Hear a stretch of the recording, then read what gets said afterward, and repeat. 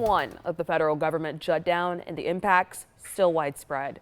Just days after air traffic controllers at the Atlanta Hartsfield-Jackson Airport missed their first paycheck, Delta Airlines has called on Congress to issue immediate paychecks for controllers. We're taking a live look over the airport right now. You can see one of those planes either just landed or is about to take off there. Members of the National Air Traffic Controllers Association handed out leaflets at the airport this week urging an end to the shutdown. Delta asked Congress for an immediate resolution, saying the missed paychecks are increasing the stress for workers, many of whom are already working mandatory overtime.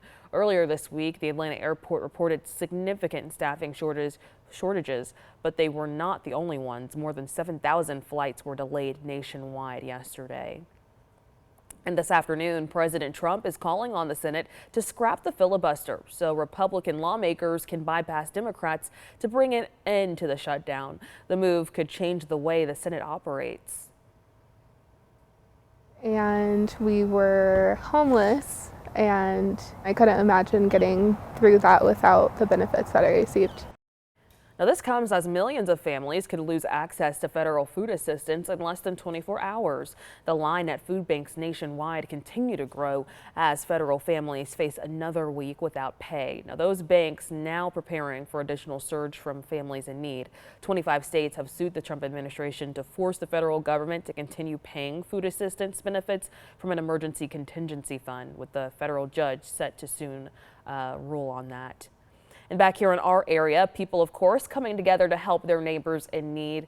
June O'Neill and other volunteers are hosting a food drive to stock pantries and lift spirits. Of course, you can join them as well. They're asking you to drop off canned goods, snacks, and household items, all in the hopes of helping people missing out on their SNAP benefits. We don't think in this greatest country in the world anybody should be hungry. And so we are putting our heads and our hearts together to feed people during this shutdown and this time where possibly food stamps won't be administered in November. If you'd like to help out, of course, you can drop off your items at any of the locations on your screen. Grow on Riverside Drive, the Bohemian Den downtown, and Campbell's Collision Center over in Bolingbroke. We finally have the sun for the first time in almost a week here in Central Georgia. So as we go through the rest of the day today, what is in store for Halloween night and what can you expect for the upcoming weekend? Let's take a closer look at it and your full 7-day when we come back.